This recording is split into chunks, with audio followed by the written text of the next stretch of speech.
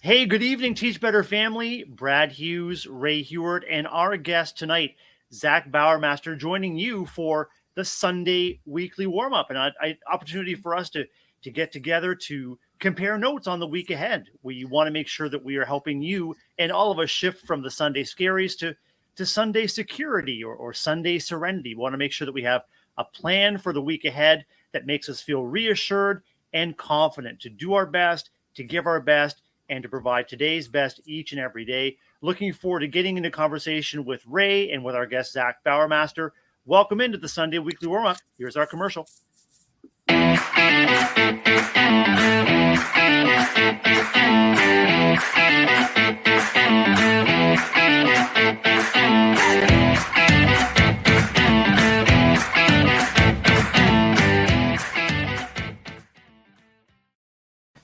Welcome in, everybody. We are streaming live in the private Facebook group dedicated to our Teach Better family. We're streaming on Facebook, YouTube, Twitter, Twitch, LinkedIn. Nope. We're not yet. We're not yet. We're going to activate the power of yet. We're going to be streaming on those maybe later. But right now we're streaming exclusively in the Teach Better group, and I'm Brad Hughes. And I'm excited to be with Ray Hughart, CXO of Teach Better Team, and our guest, Zach Bauermaster. Ray and Zach, welcome in. How has your week been? Tell us a little bit about how things are going where you are. Ray? Yeah, Zach, we definitely want to hear all about you. You're our first guest on the show. But Brad, I feel like you set us up to give some reminders to our crew here that gets together every Sunday now at 8 p.m. Eastern. Guys, we know this is a brand new show, so we want to make sure you understand the flow, you know what to expect, and you set your alarm to be here every single Sunday here in the private Facebook group at 8 p.m. Eastern. Here's the deal. So at 8 p.m. Eastern on Sundays, we stream exclusively in the group. And if you don't know why, then go back one episode and make sure you hear Brad and I talk all about it. In short, it's for these comments that if you're watching, you can see the comments popping up on screen. We want each and every one of you to see each other's comments. So you not only will enjoy our conversation here with Zach today, but also be able to share resources and ideas in the comments for one another, which we really love that community for. And then tomorrow, Monday night at 8 p.m. Eastern, we will stream on Facebook, YouTube, Twitter, Twitch, and LinkedIn, as well as make this a bonus episode at Teach Better Talk Podcast. So lots going on here, but we want to make sure you guys are comfortable and know what to expect as we head into the show each week. Zach, we're honored to have you and hear all about your background and your expertise. So do you mind kicking us off? Yeah, Brad and Ray, great to be here. I appreciate being the first guest on this episode. I need this weekly warm-up this week because tomorrow morning, our teachers return. So we have our district kickoff, but also my kids return to school. So I have a 5th grade daughter who's going to school, a 2nd grade daughter, and then our youngest, he's heading off to kindergarten. So I'm really excited about being here for the weekly warm-up. Just a little bit of background. I have pretty diverse background in education for the fact I started as a 9th grade social studies teacher for 3 years, and then I taught middle school for 5 years. During that time, I went for my admin cert, and then my first assistant principal role was at the high school level, and I was an assistant principal for 3 years, but also in a hybrid role where I was the K-12 online learning administrator. I'm always looking to grow and stretch myself, so during that time where I had all secondary experience, I said, I want to get some of that elementary experience as well. So within the same district, an assistant elementary principal role opened up. So I went there for a year, and then I was blessed last summer to be hired as a building principal. So I'm the proud principal of Kissel Hill Elementary in the Warwick School District, and it's actually a pre-K to 6th grade building. So a wide stretch there with pre-K to 6th grade. But that's a little background on my education and some of my experiences.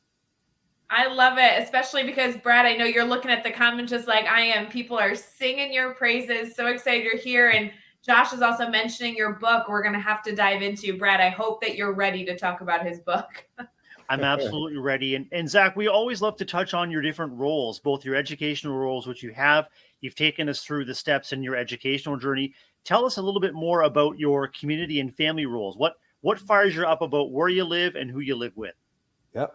So I am, first and foremost, I'm a believer in leading your family. I never feel right going to Kissel Hill Elementary and leading staff, parents, and a whole community if my family's not at the right spot. So my wife, Carly, she's my high school sweetheart. She's my backbone. She means the world to me. If you read my book, you'll realize my neighbor came over and he said, I learned something I read your book. He's 79. I learned something about you. You'd fall flat on your face if it wasn't for your wife. And I said, you're exactly right, Bob. I would fall flat. And then as I said, we have 3 kids, and I'm just very active in their lives, coaching youth softball, coaching youth sports. And this weekend, something I like to make sure I do is what reinvigorates us in our work, like what keeps us working at our best. And this weekend, I was able to spend some individual time with all of my kids, fishing, softball, and that really charges me up. So family is very important. And my word of the year at school, we all had a word of the year that we picked out. Hanging on my office door is family, because as I said, when I'm leading my family, I can definitely lead my school family more fruitfully and productively. Hey, Zach, in what ways are you intentional about helping the staff and the faculty and the students that you serve feel like and operate like a family within your school community? Something I always say is I'm in your corner. And I think it's so important.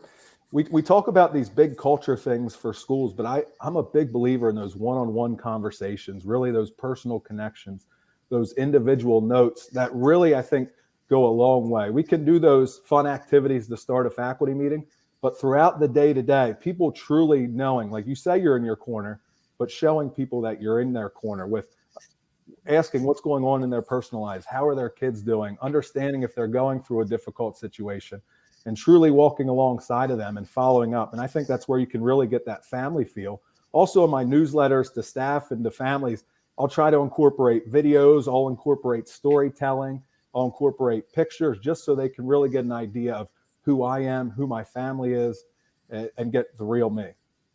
I know we're going to get into so much discussion, and I know you have so many actionable steps for our community here to listen to today, learn from today, and engage with back and forth. But I just have to give a shout out, Zach, the fact that you are talking about how you're communicating with families and using different mediums to do so, not just writing a letter on a white sheet of paper in black text, but looking at doing video and photos and everything in between is such a great reminder that every educator is going to benefit from in August, as we are continually trying to juggle 100 things on our to-do list, whether we're in a leadership role or, being all-stars in the classroom, using different mediums to communicate and allow people to hear a message. You hear it differently based on that medium. I think it's so awesome that you kicking us off 6 minutes in already with these small little reminders that will really impact us this week.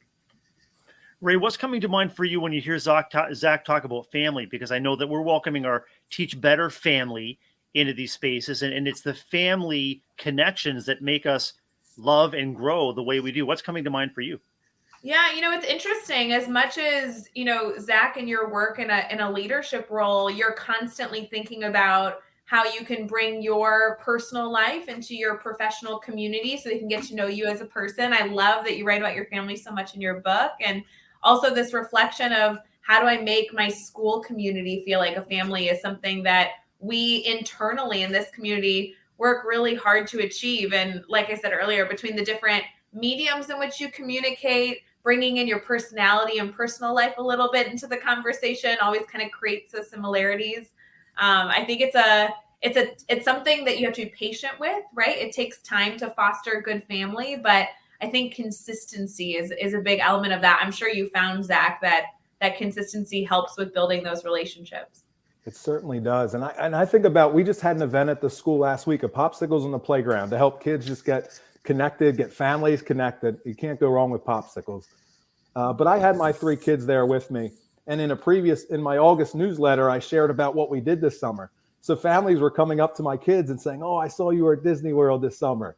And it helps develop that connection and really, like you said, that work family, that family at home, and really bring them together. And I think, like you said, in a leadership role, sometimes it is frustrating. You feel like you just want to reach everyone. I need to talk to them. I need to reach. So using those various platforms to communicate, to reach a bigger audience as well, but then having those side conversations, as I touched on a little bit earlier.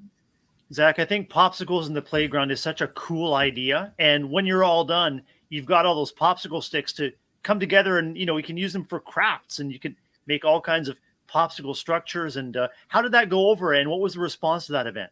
It went great. And so last year when we had it, it was huge as well. And families are just looking to be connected, especially after the last few years. They want to be connected. Kids want to feel connected. Families, we really want to, our theme this year at Kissel Hill is going to be building bridges. We really want to build bridges within our school, but within the community as well. As we know, there's a lot of trust issues going on, different topics, but having something like popsicles on the playground where the community can come out, they can talk to each other. It's a beautiful night. It's just a great thing to sit back and look and think, this is awesome. This is why we're here. Brad, just like Zach is sharing, that anytime you give community members or staff members treats, popsicles are a great example. Brad, I always say Principal donuts taste better than any other donuts. You start with food and then you get people talking. You do this all the time, Brad. And Ray and Zach, what I love about that idea of popsicles in the playground or Principal donuts, it's something that's manageable. It's something that we're coming together around, that school leaders and other educators you can pull it off without a lot of work. And it's that little extra bonus that you can come together and have a sweet treat and have some sweet conversation about the great things going on in your community. So good. Speaking of sweet conversation, we wish we could give popsicles to all of you in the comments. Thank you for commenting. We love to hear that you're here with us. Something you find funny, maybe you have a question for Zach, throw that in at any point throughout the show. That's why we're streaming in one location. We do want to hear from you. We want you to hear from one another. Brad, should we get into some deep discussion here and really ask Zach those tough questions? Yeah, Zach is on tiptoes, ready to dive into some conversation about his new book. We would love to dive in right after our commercial, Ray.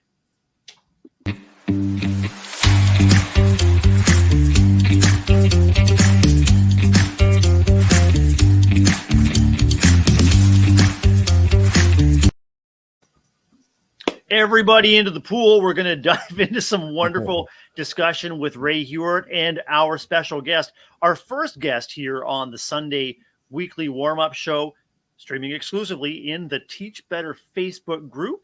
And you can check us out later this week on other platforms. But right now, we're diving in with author, educator, school leader, family member, and popsicle devotee, Zach Bauermaster. Zach, tell us about your new book and tell us the story of how you became an author. Yeah, so my book is called Leading with a Humble Heart, a 40-day devotional for leaders. And when I say leaders, that's everyone. And that idea of John Maxwell says leadership is influence, nothing more, nothing less. And whether you're a classroom teacher, whether you're a custodian, a cafeteria worker, a principal, you have influence. You have people coming across you every day and you have influence.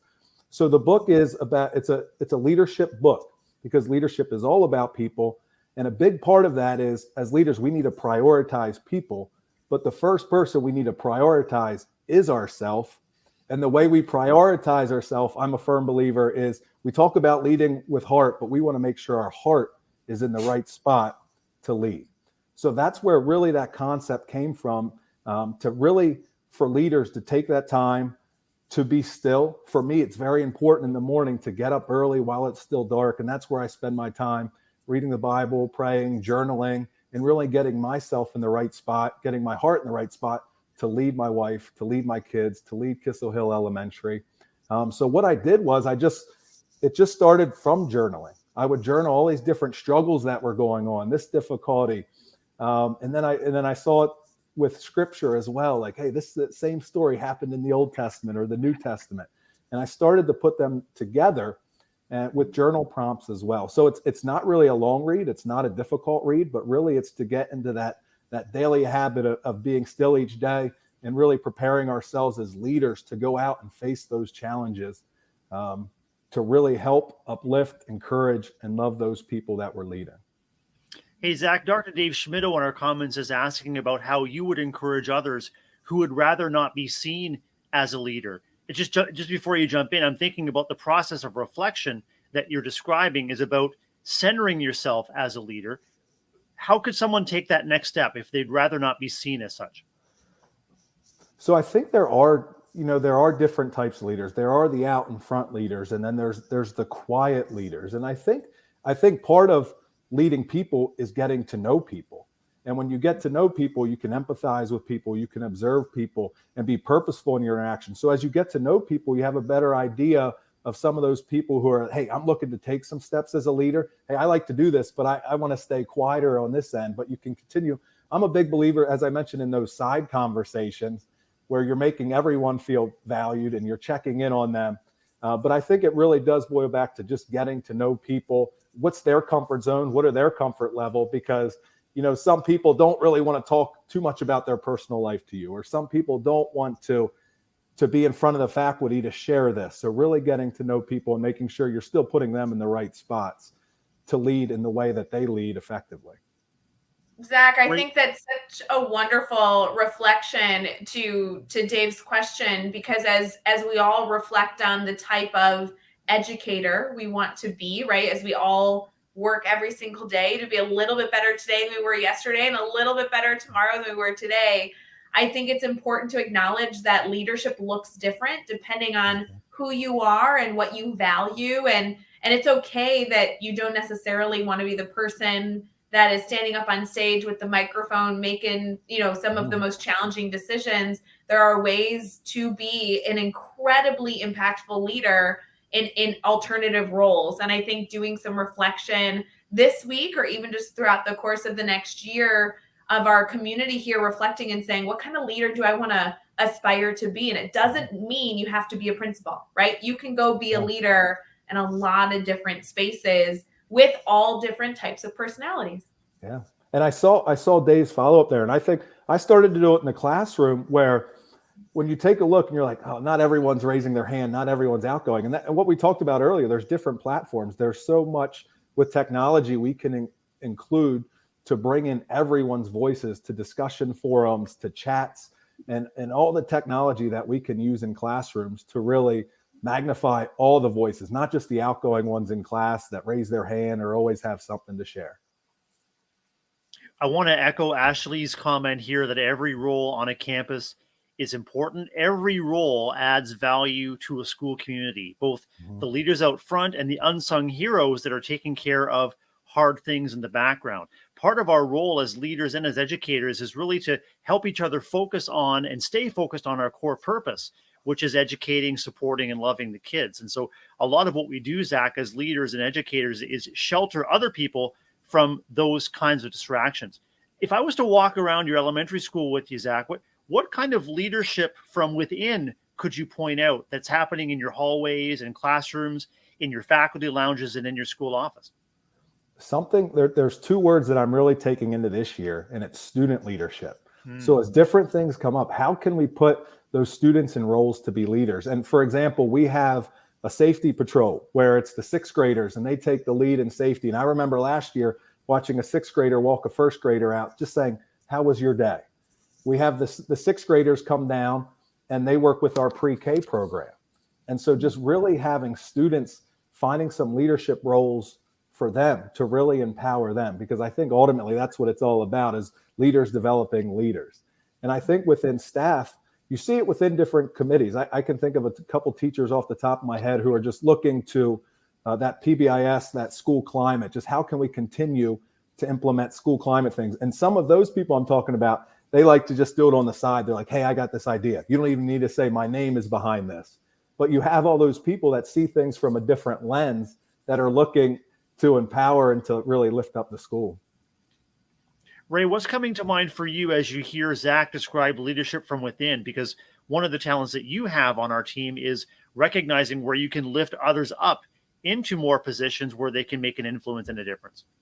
No, I love this focus. And Zach, this is why you were the perfect first guest on the show, because we're looking to ensure that on Sundays, we bring our community together and say, all right, friends, how do we make sure you have the most successful week possible? And as we're looking at the week ahead, many of the people in our community will have an endless to-do list. They will have 500 things that they're looking to juggle, and they'll feel like even before getting started, the week isn't going to be successful for them. And I think these reminders, just like this on Sundays, where we can bring in guests that that allow us to have a little bit more of direction, kind of get our feet firmly on the ground before we head into the week is important. Zach, your desire to lead by empowering others to see the strengths that they have within themselves is an incredibly great, incredibly powerful reminder. I hate to use the same word, as we head into a Monday. I mean, because we have the autonomy to make a real impact this week. Can I follow up and just share, because I appreciate that feedback, because I'm one, it's easy to get caught up into to-do list, task completion. And I always go back, one of my mantras is it's all about people. And I try to always go back to that. So I break down an acronym with it, where with people, you prioritize people. And when you prioritize, you can better empathize with people because you truly know them. And as you know them, then that O is you can observe people and you're like, whoa, they're off today. I need to check in with them. And then you're purposeful in those interactions, because if you want to connect with people, Craig Rochelle says you have to work at it every day. And as you're connecting, then you can really love and you can encourage people as you get to know them. So that's my people acronym that I try to take with me every day and every week, because I do get that feeling sometimes. You finish up a to-do list, you head home, you're like, I missed people today. And then there's other days where you realize you went out and you connected with people and you might not have gotten to do your to-do list. You'll get it done, but you feel a lot better going home. Well, and I think that's a great reminder too, because I know a lot of people have had those weeks or foresee having those weeks where they're not getting filled up with the part of education a lot of people enjoy, which is the people part, right? Mm-hmm. You're busy making copies, or you're busy sending emails, or you're busy trying to coordinate a schedule that's 2 weeks from now. That is, of course, important, but you have to refuel yourself as well. And I love that for you, you've identified people as a way to ensure you get what you need out of this role, not only for yourselves, but to serve others. And I think a lot of educators are going to have that in common. I know, similar to me, Brad, you are fueled by people. And it's turning to people, and it's looking for opportunities to connect and to serve and to help, that really help me when I'm struggling with perseverant thinking and intrusive thoughts and feeling bogged down and just sort of feeling like you've got the blinders on. Sometimes I get tunnel vision where I'm trying to focus on so many things that have to get done. I'm worrying about things that I don't even know I have to do yet. And what you're reminding us is it really is all about people. And I think it's people that brought us. Well, it's people that's bringing us to this space tonight. It's people that have brought us and that continue to bring us back again and again to our workplaces, our classrooms, our school offices, our hallways. And it really is about the power of people. And Ray and Zach, I'm thinking too, like, we want to make sure that our guests are sharing with our audience these practical action steps. And Zach, it sounds like that people anagram is an incredible opportunity for people to walk that talk, to put really the people first and see what happens. Can you remind us a little bit about how to get started with that people acronym? Yeah. And so it's first that it is getting to know them and individually. And I think, so my neighbor is a retired principal. And when I got the job at principal, he's like, my least favorite part of his principal was the summer. And I have that too. And I'm sure during the year, there's those days you desire a summer day, but the people, like, I realize how much I'm energized off people. And so I'm really excited to have people back, but just really going back to, and I call them little moment walks, where when I start to feel bogged down by phone calls, emails, and stressful things, I'll go on walks around the school where I'll be intentional to find things that I could have easily missed. And I use the example, the custodian, one time I saw him escorting a student who was struggling in the hallway, or the support assistant who every day is in there scrubbing the tables. And then not only do you see those moments, but you celebrate them. So that's something I would include in my newsletter. Hey, here's 10 little moments I saw this week. And sometimes I would get those pictures and put them on our school's Twitter page. And then it's really neat because then it builds. Then the one day a support staff member came up and said, hey, I saw these little moments today. And it's something that just starts to spread. And it can be easy to miss those little moments in our day to day, but prioritizing little moment walks, because then you realize that's when someone probably needs you the most too. You might not feel like it, but then that's when someone needs you. Well, and I think little moment walks is something that everyone knows is a good thing, but you run out of time, or you're worried if you start going on a walk, you're going to lose the whole hour because you're going to get caught somewhere. I wonder if that's a time that you can give yourself permission to say, I'm going to go on a little moment walk. I'm going to set an alarm on my phone for 3 minutes. That way, no matter what I'm doing, I'm going to have a timer in my pocket that's going to give me an out to go back to maybe what I need to go back to. But that's 3 minutes of getting out of your office, 3 minutes of finding those moments. I think that it's a step we could all choose to take this week. Yeah. And I appreciate hearing you say that about setting the timer. And I know some people are intentional by even putting something in their calendar just to remember, like, hey, you're walking in the hall, you feel that alert. You're like, all right, I need to pause and I need to go do this right now. Hey, Zach, I know that you're passionate about student leadership. I wonder if there are ways to get that kind of feedback cycle involved with your students, with the kids that you lead. So teachers are empowering kids to be observant, to be mindful of the little things that they might have missed. Can you think of ways, or can we think of ways together where those moments that kids are learning to recognize are being shared back into the community? Yeah, that's what I want to look to build this year, because last year, for example, our staff, we did smile cards. So when staff would see each other, hey, just positive impact on the school. It made people smile. They would submit it in the office, and then we would go ahead and celebrate those. I would read them on a video announcement or the newsletter. But then towards the end of the year, we were starting to look at, staff doing this for students. And then eventually we're looking for students to be able to recognize students. And then even what I also did last year, I would send it out to parents, and parents would share smile cards and the impact that teachers or support staff had. And then we could share those out with teachers. So as you're saying there, Brad, involve everyone as we talk about making it a school family, really celebrating each other. Zach, I'm wondering how you're in. Oh, go ahead, Ray. No, I love that idea. I think anytime we can bring in our community or send our knowledge of our school out into our community is a huge highlight. I love that you're doing this, and it's scalable and sustainable. I love this. Ray and Zach, I was wondering, Zach, how you create a sense of community where it's not about the role or the name on the plate, on the door plate, but it's about the contribution. Are there ways that you're intentional as a school leader, and are there ways that you're intentional to encourage your faculty and staff to level the playing field? As Josh said, it's influence, not title. Yeah, I think I forget who just wrote the recent book, The 8 Paradoxes of Leadership, but one of them is something along the lines of visibility and invisibility. And sometimes it is, the leader's there and available, but then oftentimes then people might turn and look and just be like, all right, what do we do? What do we need? So knowing when to step away too, because sometimes, maybe there's a grade level that's meeting and the principal walks in, they sort of look like, hey, what's the direction here? But really creating a culture where, hey, if someone walks in, it just remains the same. Sometimes the principal steps away, even in the classroom, teachers, the students, teachers stepping away, empowering the students, giving them the autonomy, and really working on creating that culture, I think is important. And of course, that's something that starts with trust. So making sure you're building that trust with those relationships first and foremost.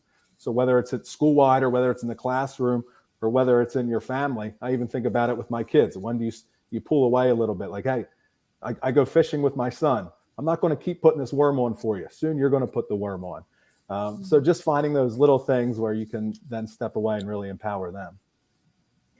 Zach, something I really value about our conversation thus far tonight, and something I really know that Brad and I are hoping to continue with our Sunday weekly warm-up every week, is being able to move kind of organically from suggestions that work for administrators to suggestions that work for the classroom to suggestions that just work because we're human beings and people, and we all have families and we all have lives, right? Like there was a joke that, being an educator is a lifestyle. It's not a career choice. And while we are always educators, the reality is that when we do step away, some of these strategies are still helpful in our homes, right? That are filled with many people. So I appreciate that you've been able to lend that perspective. And I'm sure we'll continue to, not only with us, but when hopefully this whole community connects with you outside of today and our conversation here, is because a lot of these elements we really can see in multiple areas. And with this private group, we have over, I think I looked today, we had like 7.2K people in this group. We got a lot of people.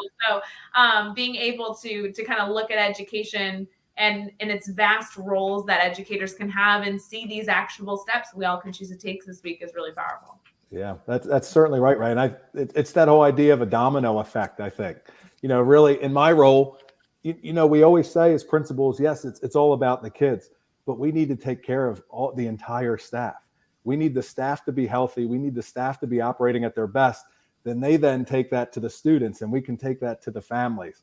So that is so important. Mm-hmm.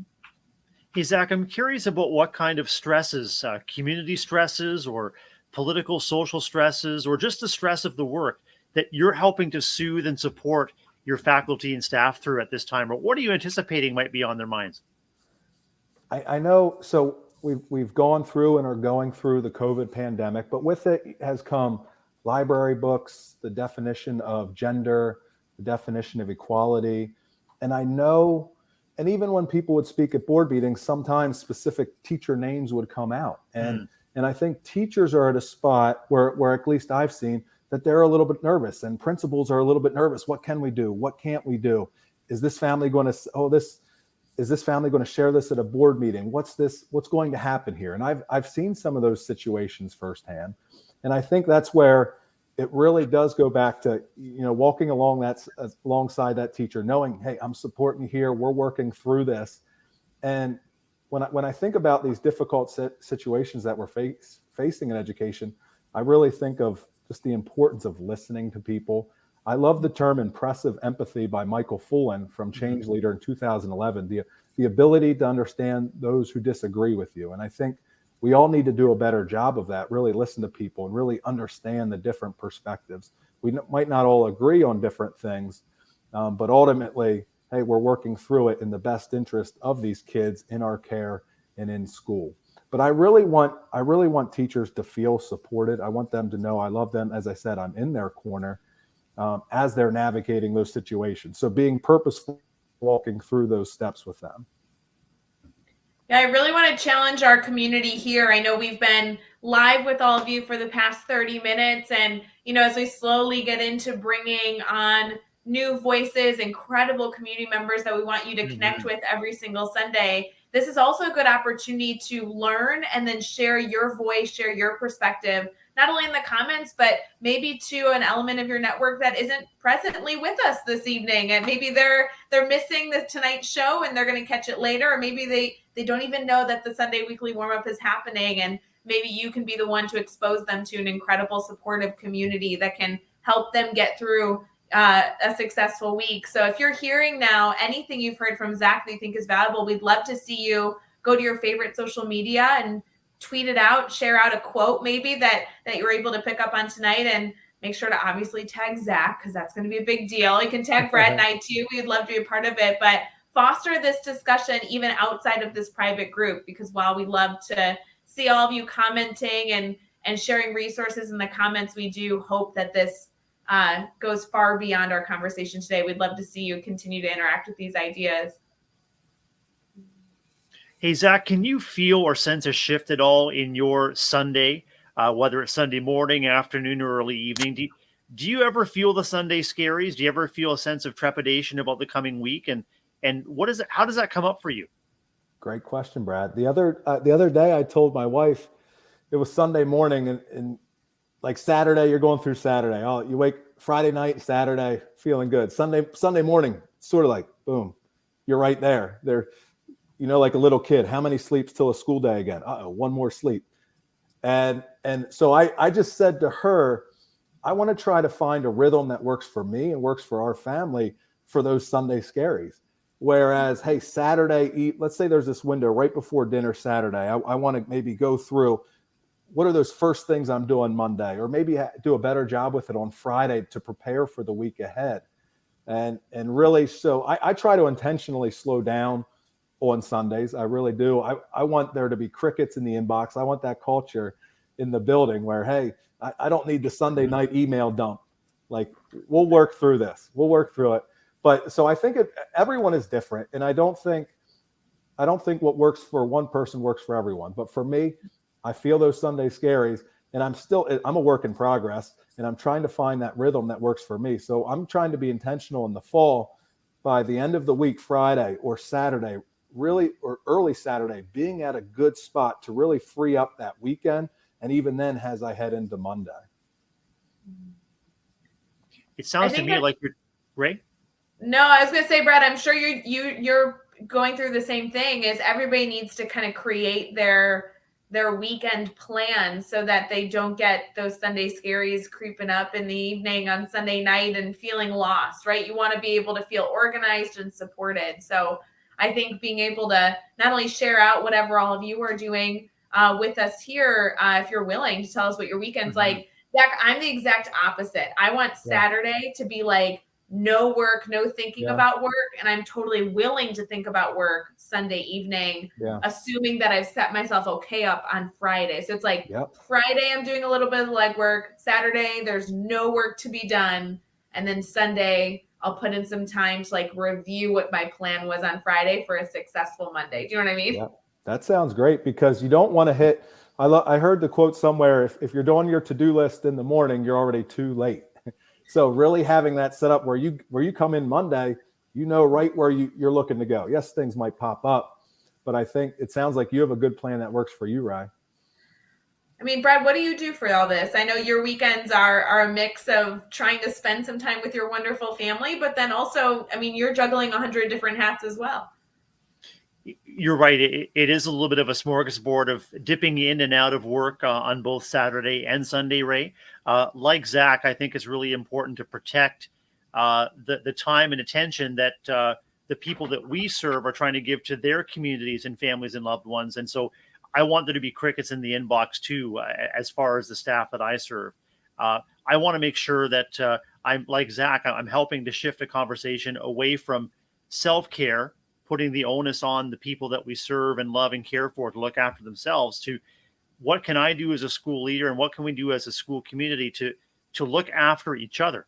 And Zach, that sounds like that's where you're at in terms of intention in protecting the time and protecting the ability of your staff and faculty to set reasonable boundaries around their work that protects their ability to be family members, neighbors, friends, caregivers, and protects their ability to be whole people, not simply educators, but whole people in all of their rich and wonderful roles. Yeah. What tomorrow at our opening faculty meeting, we're going to do an activity where I'm going to ask. They have a little note card. It's going to say, "I'm at my best when," and I want them to write when you're operating at your best.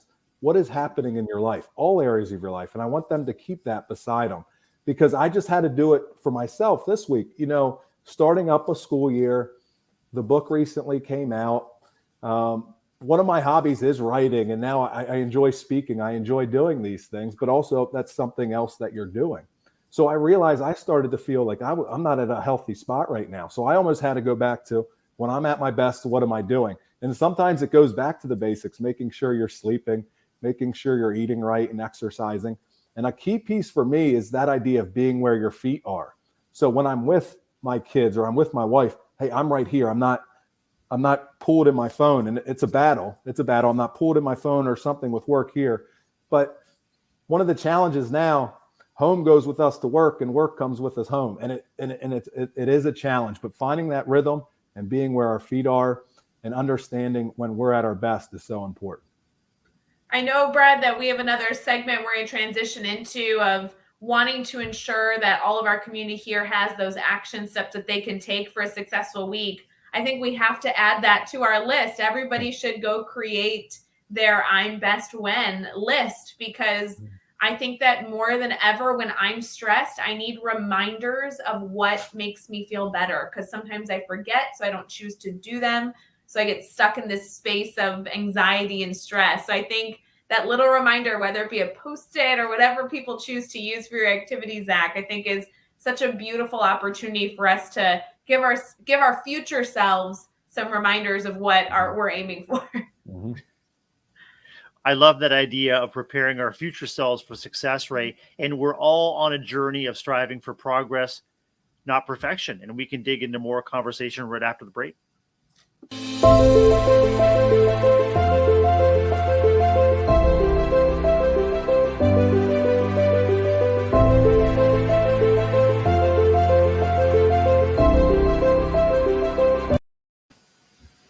Welcome back, everyone. Welcome back. Streaming live on our Teach Better Facebook group. It's the Sunday weekly warm-up with Ray Hughart, Brad Hughes, and our special guest tonight, Zach Bauermaster. And Zach, we are so grateful that you're here sharing your incredible passion for leadership, family, and community. And as Teach Better family members, we're striving to make sure that our network remembers that Teach Better mindset, a little bit better today, a little bit better tomorrow.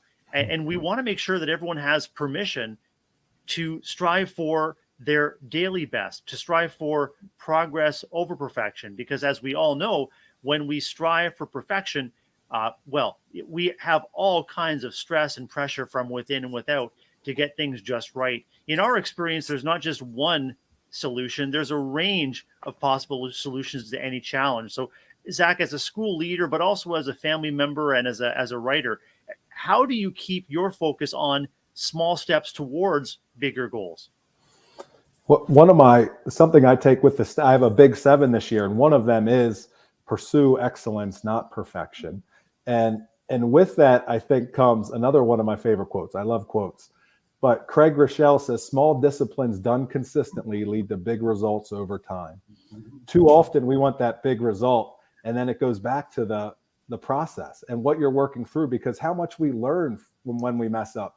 Here's the problem, though. I can teach and I can talk about growth mindset and that yet sensibility, but I struggle with it myself because I want perfection. When I go do a presentation, I want it to be perfect.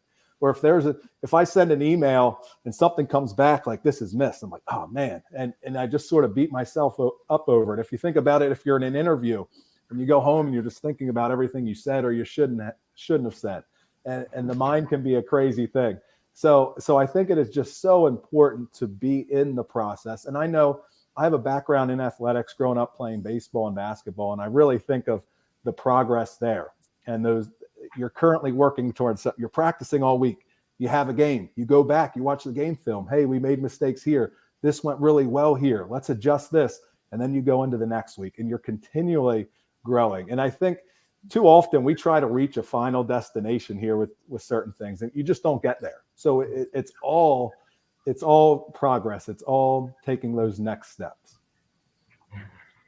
This has been such a valuable conversation, Zach. I think there's so many important elements that I know our community is going to be able to take away from our dialogue. And we definitely gave them a lot of action steps that they could consider truly using as early as Monday morning as we walk into our week.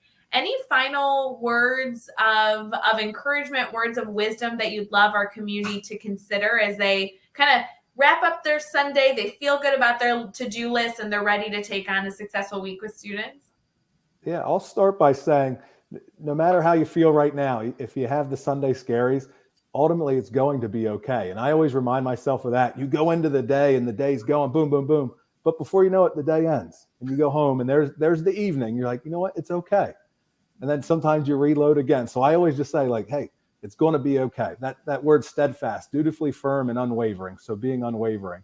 But I really think, like, as I think about, I talked a little bit about the Big 7. I think we need to take care of ourselves. We need to take care of each other. That idea of community, lifting each other up, encouraging each other.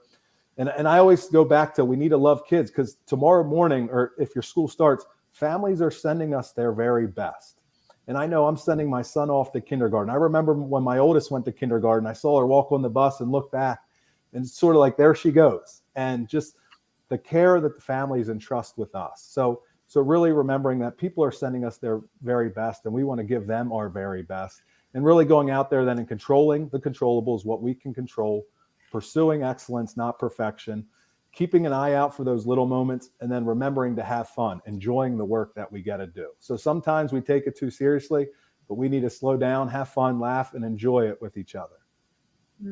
So good. Brad, I know we have some team reminders here for our community, but before we get into all of that, because I know it's probably already on their minds of what's going on this week internally for the team, but Brad, I was thinking we could have Zach share how our community here could stay connected to him. That Absolutely. way this conversation can go beyond this dialogue. You know what I mean? No, Absolutely. That's great. I would love to connect. So I am on, my main platform is really Twitter at @ZBauermaster, also on Instagram at @ZBauermaster.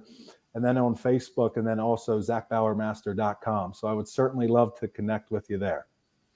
So important that on our Sunday weekly warm up, we not only take hold of this great advice and we challenge ourselves to maybe choose one action step and put it in place this week, but also that we connect with the guests that are a part of our show. We should constantly be striving to grow our personal and professional networks. And Zach, I really appreciate that you're somebody that now all of our team members and community members here can say, yep, he's a part of the family. He's in it for life. We got to go connect with him and continue to have this dialogue. Brad, I know we have some good reminders here for our community. Anything come to mind that we want to make sure our Teach Better community knows before we head out? Want to make sure that we recognize and celebrate the great ideas and the great approaches to educating and to keeping ourselves healthy, happy, and motivated that exist, connecting with great guests like Zach and existing within our Teach Better community as well. We also want to make sure that people are aware of and are accessing coursework on our Teach Better Academy. I think of Livia Chan's latest course in terms of making sure that you are celebrating and sharing the gifts of kindness, gratitude, and making sure that you are filling your own heart, as Zach was telling us earlier, filling your own heart and developing that sense of self, that steadfastness that Zach was talking about. Is a continual process. And yeah, there are going to be setbacks, but all of us can learn to live through them and learn from those setbacks as well. Just been a fantastic conversation tonight. And Ray, what's coming to mind for you? You know, there's so many things going on with the team. So if you guys are looking to connect with events going on all week long, head to teachbetter.com. The biggest thing is that we will, of course, be live again tomorrow night, re-streaming this recording of Zach's incredible insight to the community over on Facebook, YouTube, Twitter, Twitch, and LinkedIn. So if you see it, feel free to share it so that your network, your family and friends can learn with Zach and connect with him in the future. And also, if you guys haven't subscribed to Teach Better Talk podcast, that's a great spot to not only subscribe so you don't miss any of this conversation, but also leave a review if there's any major takeaways you want to celebrate of Zach's great insight he's been able to share. That's a good spot to share it. We really appreciate all of you tuning in on this Sunday. We will see you again next week, or you can join us live Wednesday morning for our Wednesday Wake Up Show. And I just really appreciate, Zach, you taking the time to hang out with us right before you head back to school tomorrow. Ray and Brad, thank you so much. I feel warmed up for the week. I'm ready to go. I love it. All warmed up. We'll see you guys later. Have a wonderful night.